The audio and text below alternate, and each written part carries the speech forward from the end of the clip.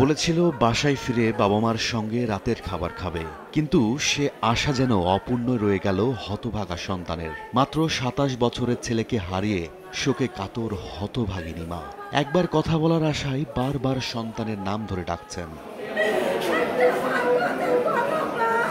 সারাদিন কোরবানির কাজ শেষে রাত ১০টার দিকে ঘুরতে বেরিয়েছিলেন ৫ বন্ধু, কিন্তু এটাই যে তাদের শেষবারের মতো বাড়ি থেকে বের হওয়া তা কে জানত।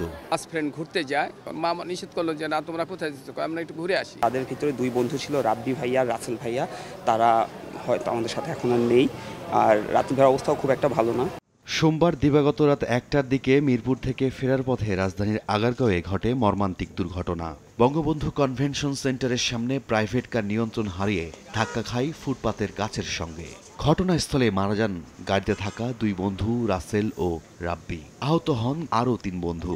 তাদের ভর্তি করা হয়েছে ঢাকা মেডিকেল কলেজ হাসপাতালে। নগদের কাছে সব গ্রাহকই প্রিয়, তাই তো সারা দেশে ক্যাশ আউট চার্জ সবচেয়ে কম। প্রত্যক্ষদর্শীরা জানান গাড়ির গতি বেশি থাকায় নিয়ন্ত্রণ হারিয়ে এ দুর্ঘটনা ঘটে। একটা সাউন্ড পেলাম, শব্দ পেলাম, গাড়ির বিকট আওয়াজ।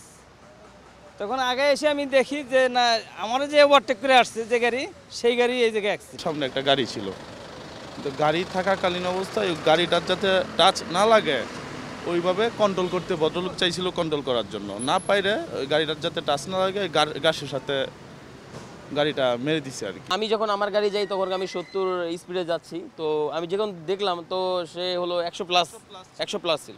গাড়িটি জব্দ করেছে কাফরুল থানা পুলিশ। আইন অনুযায়ী ব্যবস্থা গ্রহণ করার কথা জানান দায়িত্বরত কর্মকর্তা।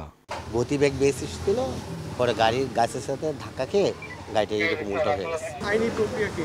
আমি উদ্বোধন কর্তৃপক্ষকে জানিয়েছি, উদ্বোধন কর্তৃপক্ষ আমাদের যে আইন আছে সেটাই করবে।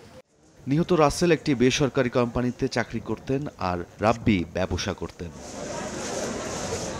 রাইদুল ইসলাম শুভ, সময় সংবাদ, ঢাকা।